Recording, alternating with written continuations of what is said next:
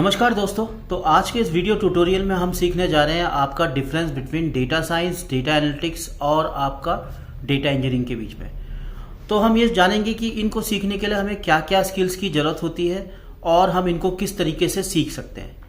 तो इन सब चीज़ों को सीखने से पहले सबसे पहले हमें समझना पड़ेगा कि आपने ये वर्ड सुने ही होंगे, जैसे कि आपका आर्टिफिशियल इंटेलिजेंस, आपका मशीन लर्निंग और तीसरा हो गया आपका डीप लर्निंग।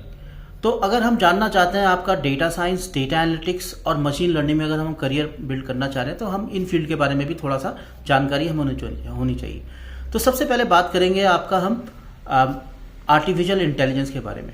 आर्टिफिशियल इंटेलिजेंस का मतलब ये होता है कि यानी कि मशीन को सिखाना कि जिससे कि वो सोच सके और अपने आप काम कर सके। Teach machine to do something और to do some task and to think of their own.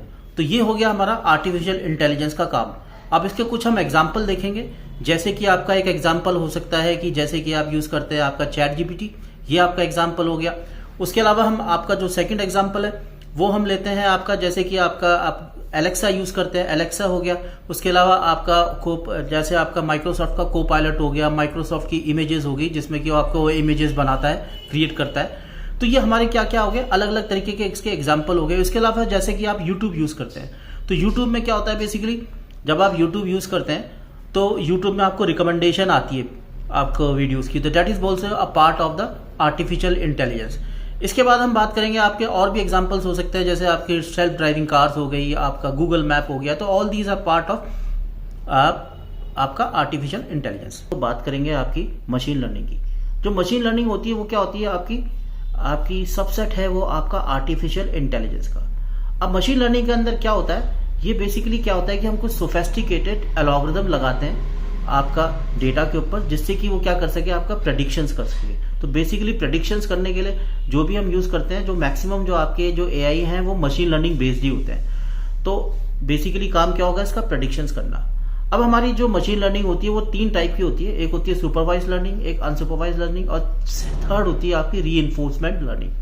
तो आइए अब हम इनको एक एक करके समझते हैं। सुपरवाइज लर्निंग और आपका रीइंफोर्समेंट लर्निंग की जो सुपरवाइज लर्निंग होती है उसके अंदर जो हमारा डेटा होता है वो होता है लेबल डेटा होता है। तो लेबल डेटा के बीच में हम कुछ आपकी एल्गोरिथम के साथ कोई यूज करेंगे और उससे प्रेडिक्शंस करेंगे।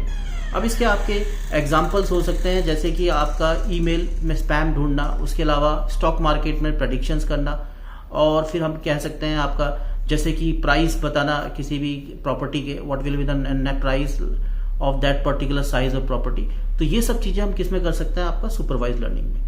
अब उसके बाद आती है आपकी अनसुपरवाइज लर्निंग। जो अनसुपरवाइज लर्निंग होती है उसके अंदर जो हमारा डेटा होता है वो होता है आपका अनलेबल्ड डेटा, यानी कि जो डेटा होता है वो लेबल्ड फॉर्म में नहीं है इस बारे आपके अनसुपरवाइज लर्निंग में। अब इसमें हम क्या करते हैं, डेटा की क्लस्टरिंग करते हैं। क्लस्टरिंग का मतलब क्या हो गया, हम इसको कोई ग्रुपिंग में बांट देते हैं, यानी कि आपका साइज के हिसाब से, कलर के हिसाब से, या फिर आपका उसके टेस्ट के हिसाब से, जो what ever is the thing, तो उसको एक क्लस्टरिंग के फॉर्म में बांट दिया जाता है। फिर उस पर हम क्या करते हैं, आपकी मशीन लर्निंग को यूज करके फिर उससे प्रेडिक्शंस करते हैं। अब उसके अंदर हमारे एग्जांपल्स आ सकते हैं, जैसे कि हम कहते हैं आपका कस्टमर का आपका बिहेवियर, इस तरीके की चीजों को हम उससे किया जा सकता है। अब नेक्स्ट आता है आपका रीइंफोर्समेंट लर्निंग।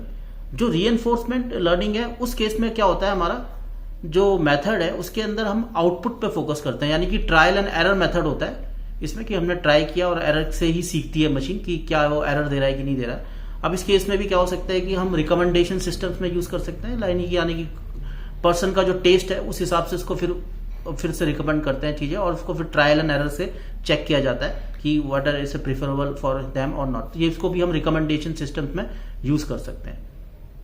आपका बात करेंगे हम आपका डीप लर्निंग का। तो डीप लर्निंग क्या है, ये बेसिकली मशीन लर्निंग का सबसेट है जो कि आपका एक आर्टिफिशियल न्यूरल नेटवर्क की तरह काम करता है। तो आर्टिफिशियल न्यूरल नेटवर्क क्या हुआ, जैसे कि हमारे ब्रेन में न्यूरल नेटवर्क होते हैं उसी तरीके से इसमें भी न्यूरल नेटवर्क बनाया है, जिससे कि हम बहुत बड़े डेटा सेट में काम कर सकते हैं और कॉम्प्लेक्स प्रॉब्लम को सॉल्व कर सकते हैं। और इसके कुछ एग्जाम्पल हो गए, जैसे कि आपका इमेज रिकॉग्निशन हो गया, उसके अलावा हो गया आपका स्पीच रिकॉग्निशन हो गया, उसके अलावा हम एग्जाम्पल लेते हैं आपका नेचुरल वॉइस प्रोसेसिंग। तो ये सब चीजें इसके आपके एग्जाम्पल्स हैं।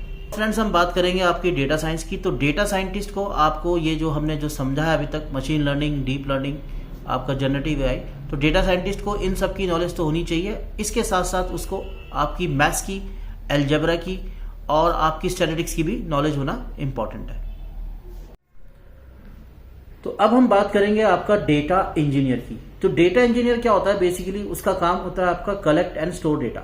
तो कलेक्ट एंड स्टोर डेटा के लिए उसको कुछ नॉलेज होने की आवश्यकता होती है। उस नॉलेज में आता है उसको कुछ प्रोग्रामिंग की नॉलेज होनी चाहिए, उसे बिग डेटा की नॉलेज होनी चाहिए, उसको कुछ ETL की भी नॉलेज होनी, यानी कि एक्सट्रैक्ट, ट्रांसफॉर्म और लोड कर सके वो, उसको इसकी भी नॉलेज होनी चाहिए, उसको SQL की नॉलेज होनी चाहिए, उसे NoSQL की नॉलेज होनी चाहिए। तो ये पार्ट हो गया हमारा किसका, डेटा इंजीनियर का, यानी कि कलेक्ट एंड स्टोर डेटा। यानी कि इसमें हमें जो डेटा होगा वो बहुत बड़े सेट पे होगा।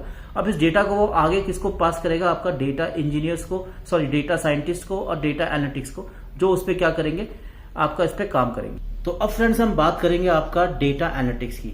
तो सबसे पहले क्या होगा, हमारा डेटा को हमने जो डेटा इंजीनियर होगा वो क्या करेगा, आपका कलेक्ट और स्टोर डेटा करेगा। उसके बाद वो डेटा किसको देगा, आपका डेटा एनालिटिक्स को। अब जो डेटा एनालिटिक्स का रोल होगा, कई जगह दोनों का रोल कुछ जगह सेम भी हो सकता है कि यानी कि वो इसको क्लीन और आपका इसको ट्रांसफॉर्म भी करे। तो नेक्स्ट स्टेप हो गया आपका क्लीन और ट्रांसफॉर्म। तो क्लीन और ट्रांसफॉर्म के स्टेप में आपके डेटा इंजीनियर भी आ सकते हैं और डेटा एनालिटिक्स भी आ सकते हैं। तो डेटा एनालिटिक्स क्या करेगा, उसको क्लीन और ट्रांसफर करेगा और उससे कुछ एनालाइज करेगा, यानी कि एनालाइज करके उसको कुछ ग्राफ्स और चार्ट बनाएगा, जिसको फिर जो कंपनीज हैं उससे कुछ डिसीजन ले सके। अब इस केस में क्या होता है, कुछ केसेस में आपको प्रोग्रामिंग की जरूरत पड़ती है और जनरली जो कंपनीज होती है उनमें इसमें ज्यादा प्रोग्रामिंग की जरूरत नहीं पड़ती। अब इसके लिए हमें कुछ टूल्स की जरूरत होती है, जिसमें कि आपका आता है पाइथन आता है, जो टूल्स होते हैं वो आता है आपका पावर BI आता है, एक्सेल आता है, आपका टैबलू आ जाता है, उसके बाद कुछ नॉलेज SQL की आ जाती है। और जनरली कई जगह इसमें पाइथन की भी जरूरत पड़ती है। तो जनरली जो केसेस होते हैं उसमें आपको नॉन टेक्निकल जो होते हैं लोग, वो इसमें भी यूज हो जाते हैं आपके डेटा एनालिटिक्स में, क्योंकि इसमें बहुत ज्यादा प्रोग्रामिंग की जरूरत नहीं पड़ती। कुछ केसेस में वो आपके कोडिंग भी कर रहे होते हैं। तो इसमें बेसिकली क्या होता है, बिजनेस के लिए कुछ यूजफुल इंफॉर्मेशन निकालना। अब जो नेक्स्ट चीज आती है डेटा एनालिटिक्स और डेटा इंजीनियरिंग की, जब तक हमने जो बात की है, इसमें जो सबसे इंपॉर्टेंट जो मैं स्किल मानता हूं साथ साथ आपकी टेक्निकल स्किल के लिए, वो आती है communication skill. Because communication skills के बिना आप इस इंडस्ट्री में सर्वाइव करना बहुत मुश्किल है, क्योंकि बिकॉज जो आप डेटा से कुछ इंसाइट निकालने के को इसको ग्राफ की और चार्ट की फॉर्म में कन्वर्ट करेंगे, तो आपको अपने स्टेक होल्डर्स को या अपने मैनेजर्स को उसके बारे में कुछ बताना पड़ेगा। So there you will required a communication skill. And in most of the companies like जिसमें भी आप काम करेंगे, वहां पर क्या होता है, ये सब MNC कंपनीज के लिए काम होता है, ज्यादातर multinational company. So you have to side by side also work with your communication skills also. अब जब हमने डेटा को क्या कर दिया, एनालाइज कर दिया, उसको ग्राफ और चार्ट की फॉर्म में बना दिया, तो नेक्स्ट थिंग आती है उससे प्रेडिक्शन करना। जहां इसमें प्रेडिक्शन की बात आती है तो उसमें हमको क्या करता है, एल्गोरिथम का यूज करना पड़ता है। और इस केस में किसका यूज आ जाता है, आपका डेटा साइंटिस्ट का। तो जो डेटा साइंटिस्ट होते हैं उसमें हमको कुछ कोडिंग की रिक्वायरमेंट होती है, जिसमें हम जनरली यूज करते हैं आपकी पाइथन और R लैंग्वेज, और इसी तरीके से और भी चीजें इसमें यूज होती है। और तो इसके लिए हमें किसकी जरूरत पड़ेगी, आपको थोड़ा प्रोग्रामिंग की जरूरत पड़ती है। तो इस केस में क्या होता है, प्रेडिक्टिंग मॉडल्स बनाते हैं। तो ये जो पार्ट हो जाता है वो पार्ट हो जाता है आपका डेटा साइंटिस्ट का।